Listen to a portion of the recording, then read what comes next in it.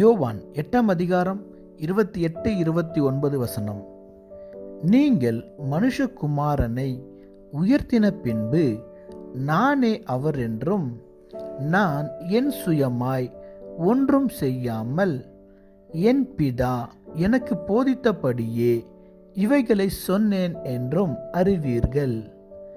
என்னை அனுப்பினவர் என்னுடனே கூட இருக்கிறார்.